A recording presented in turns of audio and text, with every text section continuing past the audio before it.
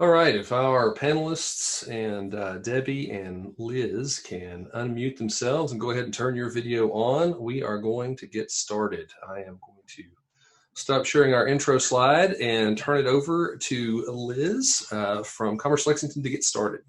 Great, thanks, Bill. We're glad to have you all back again this week.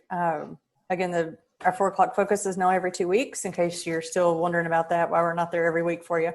We're really excited to have Melia and Lesli this week join us, and they're going to just tell us how the real estate market looks, both on the commercial side and the residential side, and what we can expect from that. So one thing I want to add that might be new since the last time we spoke is that the chamber is now has PPE available for purchase. So if you all are looking for that still, then we do have that on our website under the COVID resources, along with just an amazing amount of information on there. It's a little overwhelming, but we appreciate you all tuning in, and we look forward to hear about the real estate market. Great. Well, Liz, thank you so much. And obviously, thank you to everybody for joining us today, and to Bill, of course, for co-moderating this. We're excited to bring you the 6th, I think, of our 4 o'clock focuses. And we thought it was time to shift gears into real estate, because obviously a lot of people have headed back into the workplace, or at least back into working full time, either remotely or partially in the office. And so people are starting to think about other activities. And we know that this time of year is a big, usually booming time in real estate, both residential and commercial. So we thought it would be good to bring 2 local experts. And we have Melia Hord of Melia Realty Group, which is a division of Keller Williams Bluegrass. And Melia has been active in residential real estate for over 18 years, and also brings a wealth of knowledge in terms of her background as a CPA. So she can really help navigate the financial side of this type of a transaction as well. And we're also fortunate to have Lesli Lawrence of Block and Lot. Several of you may be familiar with Block and Lot. They were founded several years ago by 3 native Lexingtonians, and Lesli's been a part of the team and a part of the commercial real estate industry since 2010. And she specializes in the sales and leasing of industrial, office, retail land, and investment properties. So welcome, everybody, and we're so glad to have you here. Thank you for having us. Absolutely. I think we decided that we would start a little bit with you, Melia, and kind of talk through residential first. Of course, to all of the attendees, if you have questions, you can submit those on the Q&A. We're making this very informal. We had some questions submitted in advance, Melia, that I'll be asking you as well. And so just maybe kick us off a little bit and tell us a little bit about the general state of the residential real estate market in Central Kentucky, and any insights you have to share. Okay. Well, thank you. This year was supposed to be, in everyone's view, as the best year in the last 5 years. As everyone knows, the real estate market for residential has been extremely active and healthy over the last 5 years. And we really predicted this year to be probably the best year of them all. January kicked off with phenomenal numbers. Most of the time people think that the winter months are slow and people don't put their house on the market until the spring hits, February, March, April. And that just wasn't the case. We had a phenomenal January, February, and March really kicked off strong. And then COVID hit. And so it put a tiny pause, I believe, for our area. I think our area is a little bit different than some of the other areas throughout the nation. I've been extremely active with my co-agents around the country and world. KW has been extremely active in bringing us together to talk about what's been going on in those areas to help prepare us. And even though we had that little, I would say, pause, it really made the agents step back to adapt. It wasn't a matter of shutting down. It was a matter of, here's the new normal. We just have to adapt to make it safe and healthy for everybody. But business still had to go on. New construction has been extremely healthy. People were buying and selling. People were under contract, needed a place to live. People are moving in here. People were leaving here because of jobs and situations. So it wasn't a matter of stop real estate. It was, how are we going to adapt?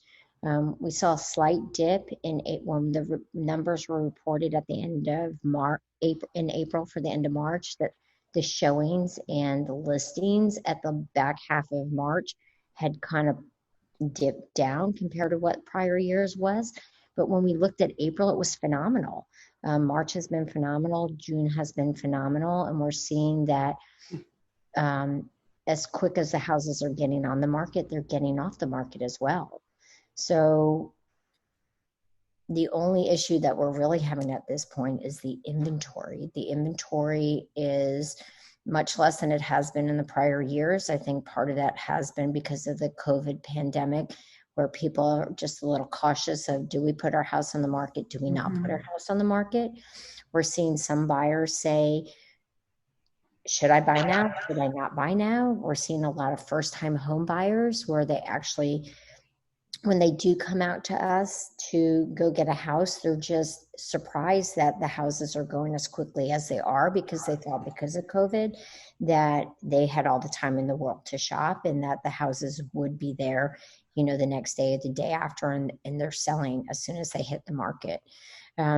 We're also seeing that people are, the serious buyers and the serious sellers are the ones that are coming out.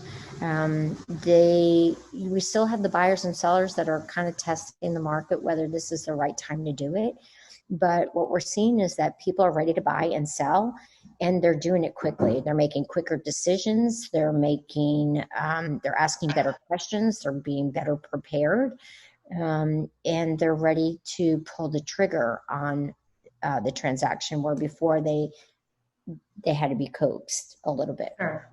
So what would you say to a potential seller, Melia? You said that there's a little bit less inventory and you think that maybe people are reluctant to put their houses on the market. What would you tell a potential seller or somebody that maybe has been a little bit gun shy to encourage them to list? So I haven't had a day off since COVID hit, which is, I'm not complaining. I'm very blessed and I'm grateful. But what I'm saying is that business is still out there. If you're ready to buy, if this is the right time for you, then the rates are phenomenal. We predict that the rates are going to stay extremely attractive for everybody for the rest of the year going into 2021. And I would say if this is your time to buy or your time to sell, then this is the right time to do it, right? I think the fear of saying, oh, it's COVID, we can't do it, is not the right approach, because there have been so many steps that we already had in place for our relocation clients, for our international clients, where we had to do things virtually. I just think it brought everybody locally into that platform for us to say, hey, you don't physically have to be there for the house to test it out. We can do everything virtually. And then when you're ready to decide between house A, B, and C, we can actually take you inside that house in a safe environment, and you can make that final decision. So, that's a great, go ahead, Bill. Yeah, I'm curious about the inventory issue. Like, I see some houses going very quickly. Then as I've been around town, driving to, as a change of scenery, I see some places that are not moving. What are price ranges are moving quickly, and which ones are tending to stick around for a little while, where you've got more than just a few days with a newly listed house to be on the market before it sells? If I look at the average price point, the average sales price in the month of May was $222,000.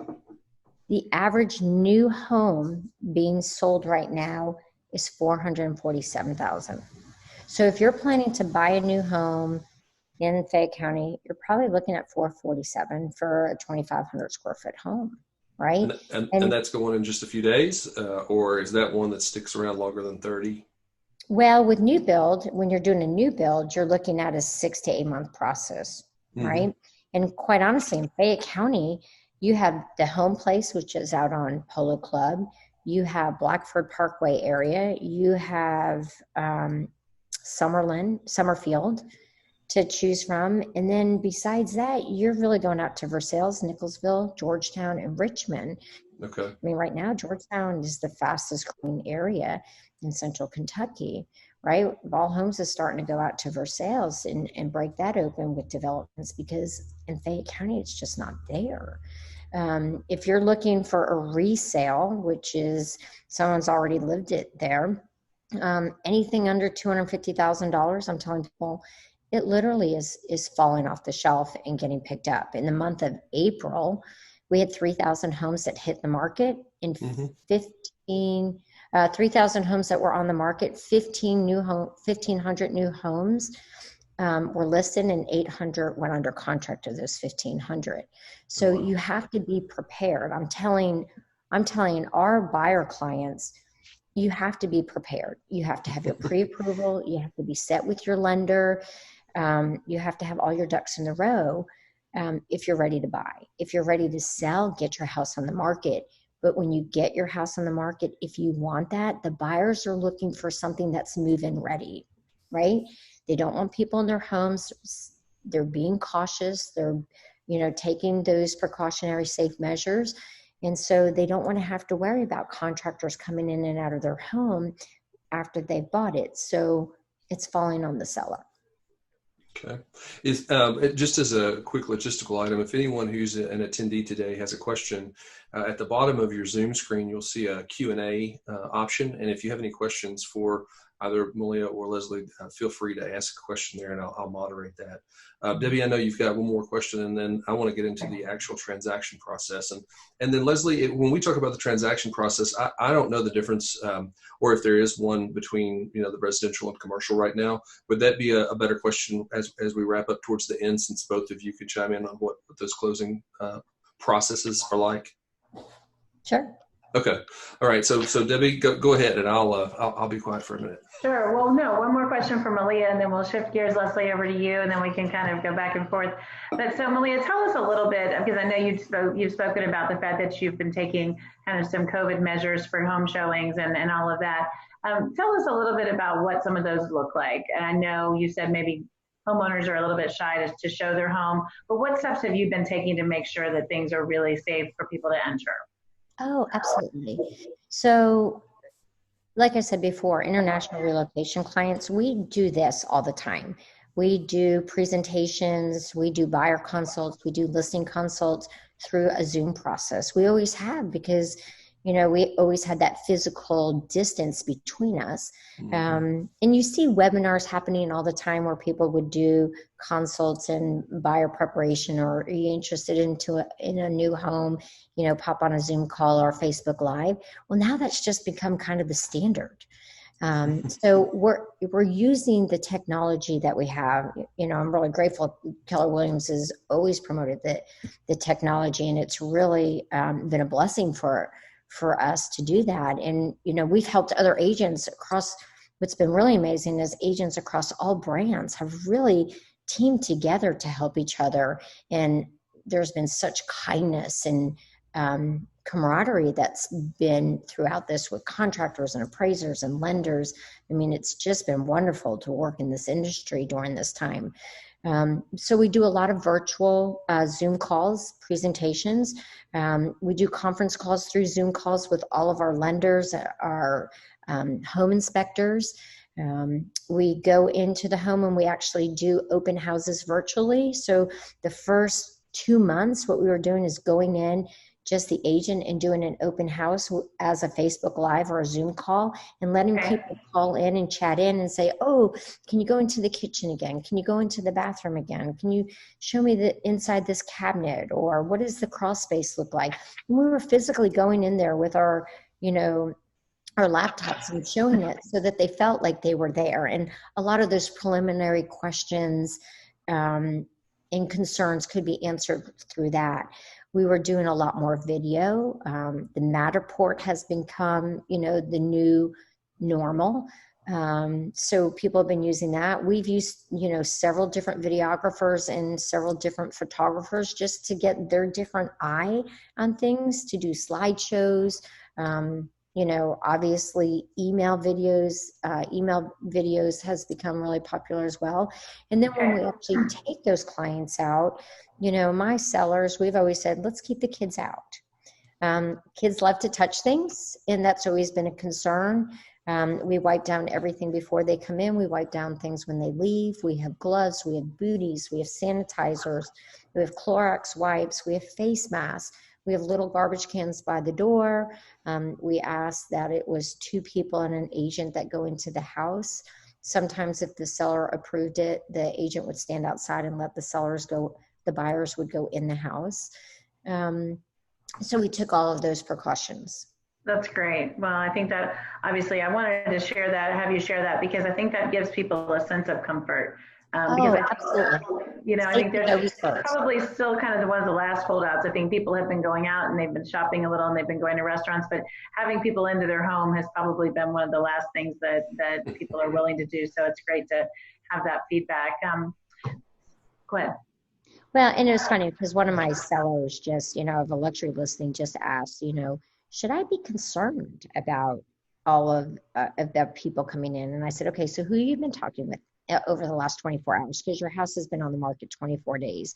And we talked about it initially. So let's readdress your concerns. And he's like, well, I'm concerned with allergies and some of the health issues with my family. And I said, so before a client comes in, myself and my admin go, we turn on all the lights, we open all the doors so that nobody even has to open the doors or, the pantry doors or the closet doors. We wipe down all the handles. And then afterwards, we make sure the agent goes in, make sure they have the masks, or if not, we have them there for them, or the gloves and the booties. We find out how many people are coming. And then afterwards, we go back in and we wipe everything down again before our client comes home. That's great. That definitely just peace of mind. Well, so shifting over to Lesli, welcome. Thank you so much for joining us. And we were hoping maybe you could kind of start off the same by giving us a little bit of state of the commercial real estate market, which may have changed maybe even a little bit more dramatically than residential. So if you maybe could give us a little summary, and then we can take some questions. Mm-hmm. Yeah, commercial's definitely, I think, been a little different. And I also have an additional perspective because I work for landlords also managing their properties. So I was hit really hard April more so, and some in May with tenant requests and things like that. But I think what we're seeing is that things have started to slow down, and what was kind of showing a face of issue, like office and things like that, are really becoming apparent. And, Lexington's market is so tight. And like you said, Georgetown is such a growing market that we're seeing a lot of push over there. But we are still seeing people wanting to do things, and business has to go on. We're seeing that new businesses are coming about, especially one that's really popped their head is cleaning services. In light of COVID, we're having a lot of people wanting industrial properties for that reason. And kind of touching on, the new way of doing business, even for commercial real estate, is that we've had to pivot and also go using technology, doing virtual tours. We've also focused kind of a lot on contactless tours. Just like they said, opening up a building, turning on all the lights, letting people go in, take their time, and then we come back and close it up. We're just kind of focusing on the health of our agents, our clients, and, just making sure we can provide the services to get buildings leased, sold, or whatnot, and, but still keeping everybody in mind. Sure. We know that the commercial real estate market in Lexington has been tight for several years now, and maybe even had some pricing that was maybe a little bit inflated compared to communities our same size. Have you seen some loosening up of that, or do you predict some loosening of that? And if so, in what categories? Office space or industrial, or what kind of? So we'll see industrial staying really tight. I mean, that market here in Lexington is unbelievable. You just don't see such small vacancy rates pretty much anywhere, including Louisville. Office, you see that space is coming back to the market slowly, like we've touched on. People are adapting and working from home. There is a little bit of people, they still want that separation. They still want to go back to their offices, but we're still seeing, just in this COVID reality, that it's coming back to the market. And so we're looking at options, working with clients to what to do with those spaces. And then as far as retail is just a funny product, because we have so much online presence, but you also see the retailers really adapting. You saw such entrepreneurism when small local shops would do virtual shopping experiences with their clients, really connecting through social media. So retail, it ebbs and flows so much, but we are seeing a lot of people interested still in this market, and new businesses wanting to come into Lexington still. That's what I was wondering, if you've seen any new businesses or any businesses out of market express an interest, and if you feel like Lexington is still kind of going to be a hub for growth. Yes, we've seen such new entrants. One is kind of like a to-go, and it's a changing model, but it's like a takeaway charcuteries is something that's out there, you know, so it's really fun and interesting.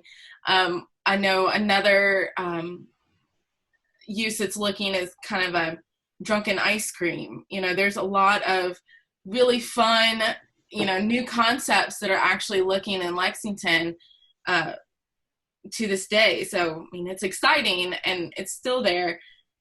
So we're hopeful. Absolutely. So do you, so Lesli, I'm really curious about this, because we, you know, in the tech space, we've had to enable hundreds of people just in the local area to be able to work from home in a really short amount of time. A lot of those businesses thought, you know, hey, we did need to be in the office to work prior to this event. And now I'm hearing more and more of them say, you know, hey, we can do this remotely. You know, we can do it. So, you know, from our very first 4 o'clock focus, where we talked about HR issues, having flex time, working from home, and things like that are there. Have you seen any, or do you all forecast any changes in the type of space that people are asking for in what I would call a normal, you know, office space, where, for example, instead of having an office for everyone, there's a flex time policy that's put in place, and then there are people who are now going to have meeting spaces for when they do meet face to face, but the office itself is less focused on an individual workspace and more of a group workspace, because flex time's put in place. Have you seen any changes there? Are you all planning for any changes like that?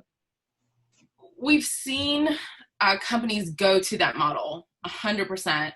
But if you look historically at office, that has also peaked and then gone back to individuals, gone to shared workspace, gone to individuals.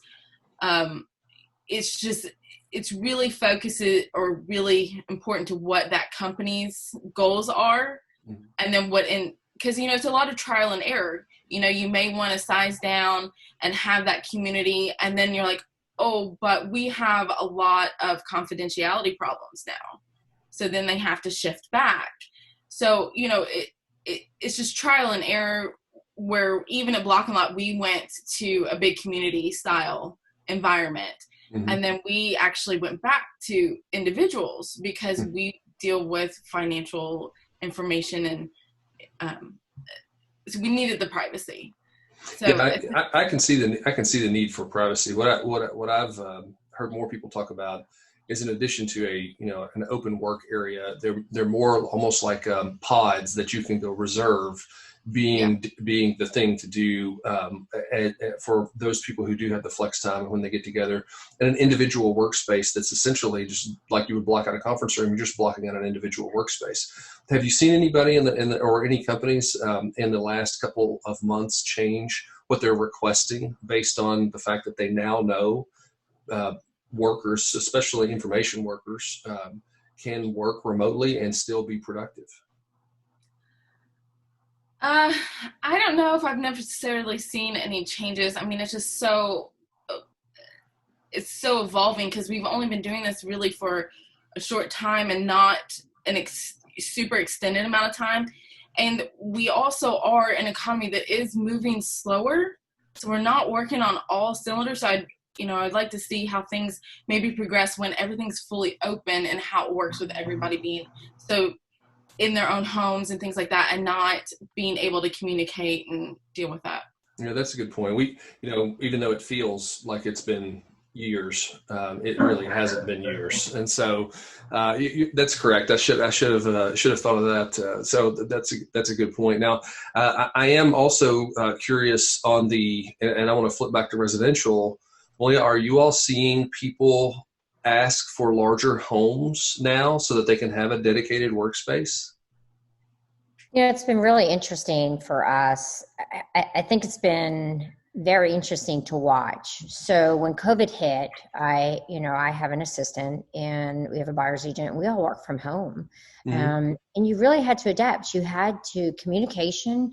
Was extremely crucial. I think people, when they got literally forced to work from the home, they had to really analyze what was going on with their systems and their leverage, and were they doing things effectively, and were they did they have models set up that were working, and where did they need to tweak that, and did they have enough help, and did they have enough technology?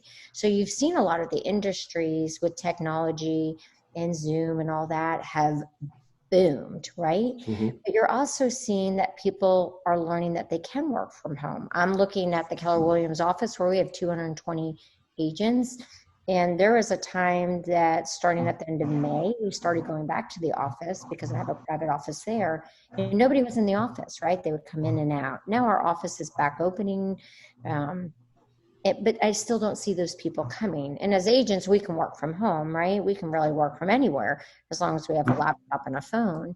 But I'm also seeing other companies that we deal with, the lenders, the appraisers, the home inspectors, the contractors, where they had that office space, learning that they can do things remotely as well. I'm seeing a lot of the lenders having their employees work from home.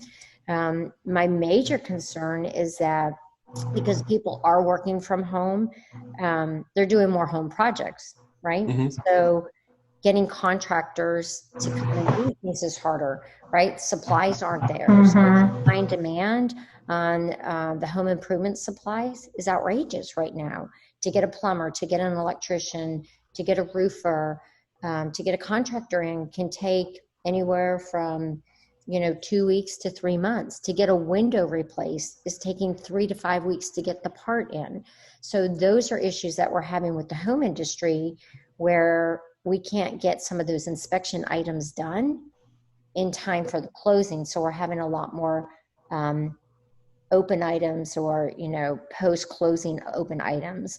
What we're also seeing is that with people being at home, we're looking at our rates with unemployment, right? Like right now we have 45% unemployment in the state of Kentucky. And now that the businesses are opening up and people can go back to the office, employees want to stay home. Or they're saying, I don't want to come back to work. I'm getting an unemployment check and a stimulus check, and I'm making more money working at home, so I'm not coming. So some of our businesses that we work with, or the restaurants, they can't get their employees back. So now they have to find new employees to train them and hire them because we have employees staying. We have bigger issues of learn about maybe the workspace and getting the workers back. But I do think that we could probably do more with less. And I think if we can do that and leverage it well, we could probably build more, right? And expand more, that we may need more. So that remains to be seen. So and selfishly, I'm really curious about the actual closing process right now. So if I made an offer on a house, walk me through, and I'd love to hear both of you play this back and forth, whether it's I'm making an offer for a house or I'm making an offer for office space in any sort of industry. What is the closing process like now? Because Kentucky are we unable to do closings electronically now? We're getting there. I believe we have been approved. So, we've been able to do closings remotely, right? So if you have a client that's been moving into state or moving out of state, typically it was very easy for the seller to do a mail where they would get an email package of all the closing documents. They'd print them out, take them to their bank or a notary, sign everything in front of a notary, and then they could scan them back and in that day and then overnight them. That process is still going. Buyers can do that too. Typically, though, the buyer has to sign the loan documents at the date of the loan or the closing. So it has to be more stringent on that. So having the buyer present is much easier. Some banks or lenders want the buyer present. Okay. So we've been doing that anyway. When you actually go to a closing, it was always joyous, right? You get both parties in the room together in a conference room. They get to laugh and share different ideas, share phone numbers, which agents aren't allowed to share, so the clients were able to do that.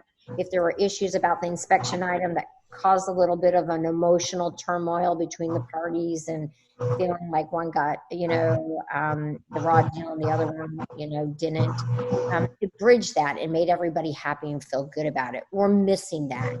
Clients aren't getting that experience of that great celebration at the closing table that we used to have. You have different scenarios. Some lenders or banks will let the buyer sit at the closing table with the closing attorney, and the seller has to be in a separate room or wait in the hallway or wait in their car and then get called in.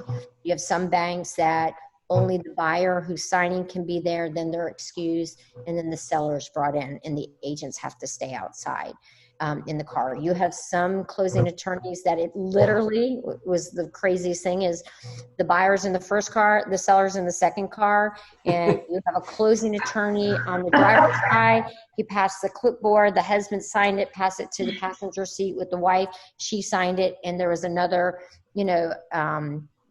closing attorney or paralegal on the passenger side getting the clipboard things, and the agent was standing outside the car, by the client. And then the seller would be behind doing the exact same thing. Whatever it took, we adapted. And all of those methods are still happening. It's on a very rare occasion now, unless it's a really long conference table, that I get to have the buyers on one side and the sellers on another. And, we're really looking forward to having that again, because it's such a big deal. It doesn't matter if you're buying an $80,000 house or you're buying $1 million house. It's still important. It's still one of the biggest financial investments you're going to do, and it matters. And you get the same kind of treatment and service from the agents and all of the affiliated partners that are involved. So we want that joyous experience for people. Sure. What's that? Yeah, Lesli. Yeah, you can do mail away. Electronic signature is going to be happening in the state of Kentucky. It was approved. Okay. Lesli, I think you mentioned that you manage some properties as well as handle some of the real estate. Are you managing only commercial, or are you managing some residential as well? I only manage commercial properties. Only commercial. Are you seeing any changes in the management? What Melia mentioned about getting regular plumbing, HVAC, service requests, parts, things like that. I know we're suffering from that in the tech field about being able to get equipment on a regular basis. How about, what are you seeing, at least on the commercial real estate side of things? I've been really fortunate. I've had only one issue with getting product, and it was because I had 2 suites under construction, and one of the plants that had my garage doors had to be shut down. And so I had to wait for them to reopen so I could get my doors shipped and installed. We did see a lull because so many tenants either reduced the amount of people, so there was less things being used, or we actually had people shutting down, so they weren't even using their suites. Okay. So they weren't there to necessarily have problems arise because they weren't using anything. Okay. So, but as far as I did have issues with plumbing contractors there for a minute because of COVID regulations via the government, that if they felt that they were in an unsafe condition, having to go into unsafe places where they thought that they could get COVID, that they were then allowed to be off for a certain amount of time.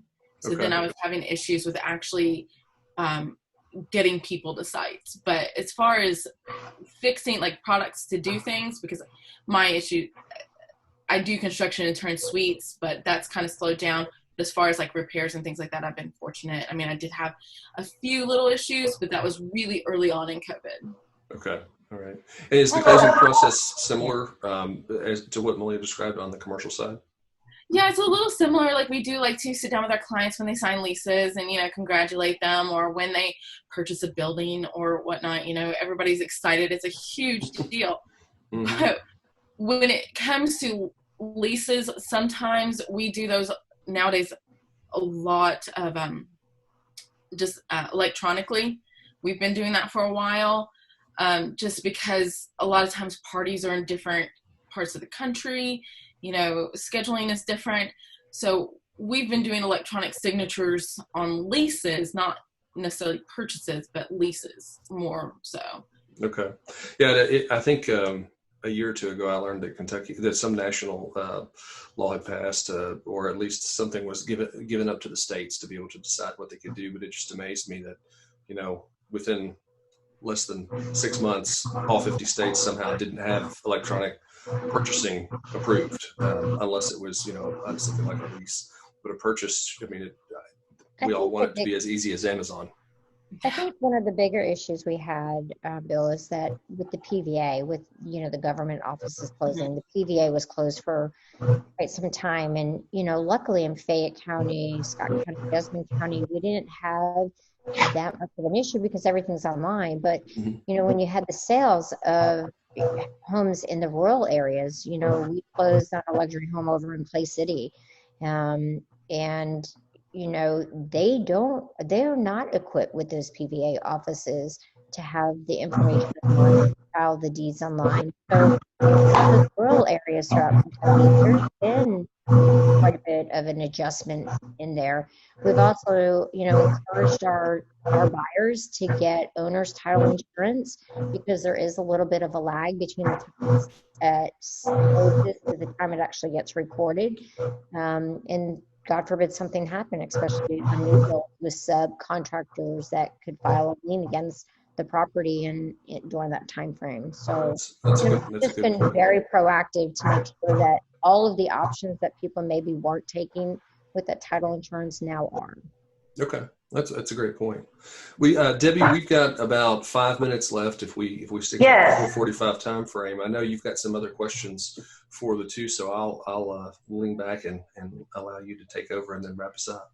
Well, great. I think just kind of more of a forward-looking question. I was part of a panel yesterday where they were talking about some of the things that we've put in place during COVID that we think will be staying in place. And the example that was given was how popular curbside delivery or curbside pickup, has been for retailers and restaurants, and that so many of these folks are going to keep all those measures in place just simply because we've kind of changed and people have gotten used to be able to buy something online, pull up at the front door and have somebody put it in their car.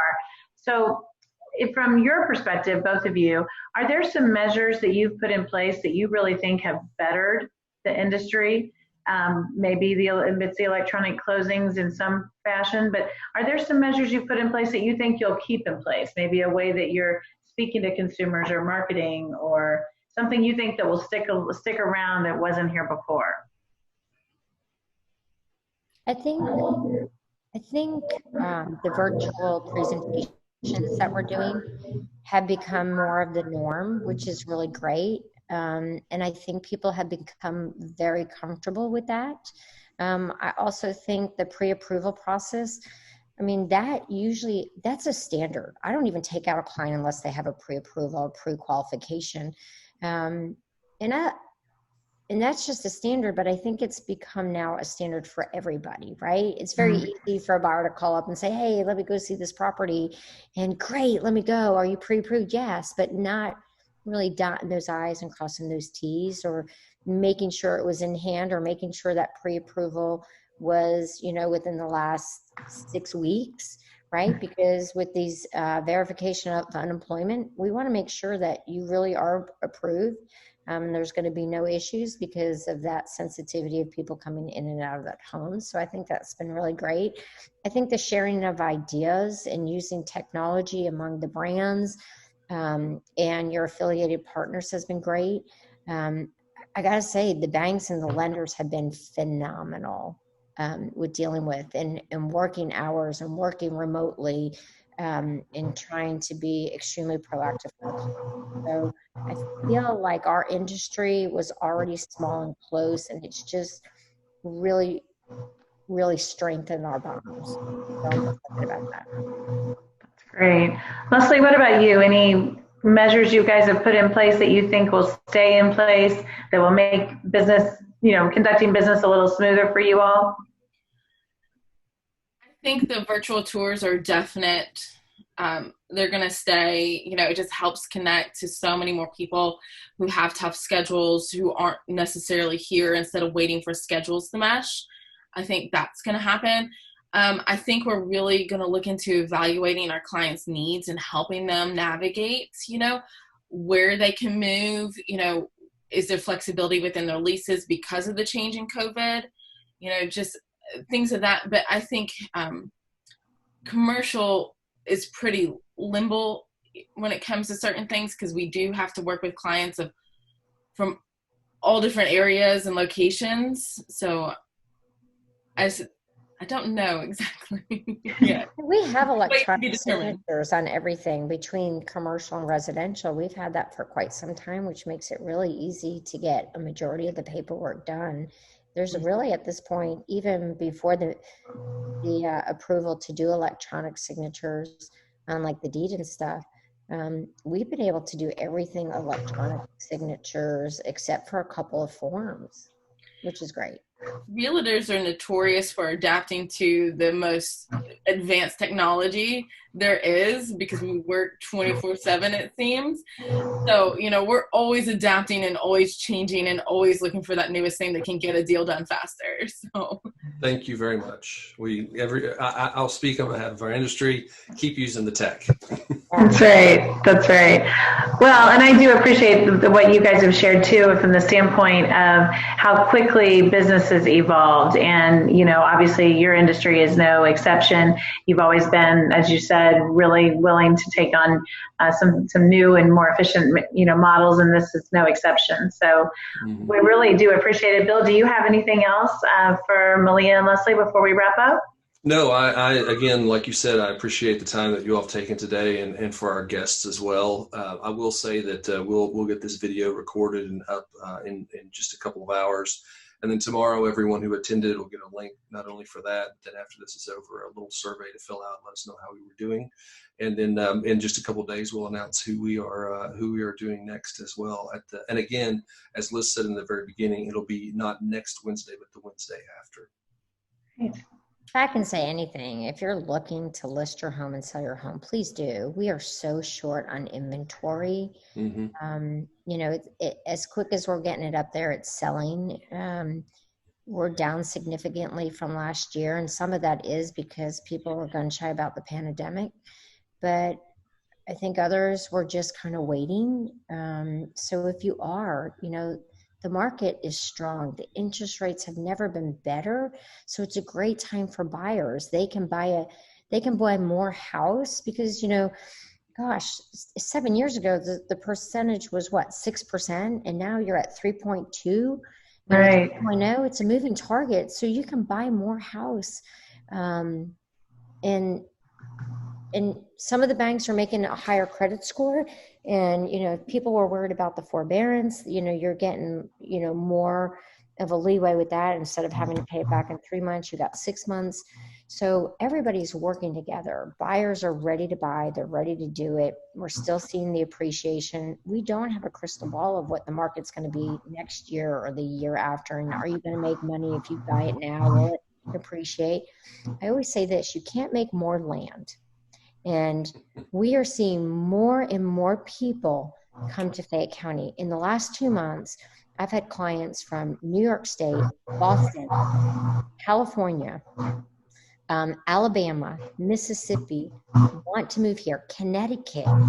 People are calling saying, find me land. They're going to the farms. They're eating up the rural land for properties that weren't getting a lot of attraction. They're now flying off the market because we're like this little haven, and everybody's starting to find out about us, and they're moving and they're flocking away from New York City. They're flocking away from California because they want a place where there's actually the same kind of community and not, everybody on top of each other. And Kentucky has been far up there on the charts with investors and the economy for a long time. So we really need to, as a community, work on affordable housing and getting more inventory on this market.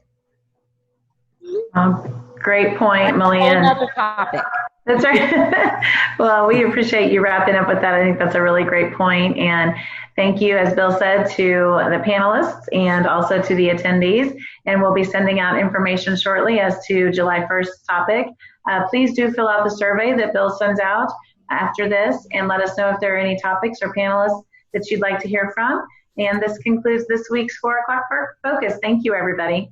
Yep. Thank you all. Have a great day. You too. Bye-bye. Bye.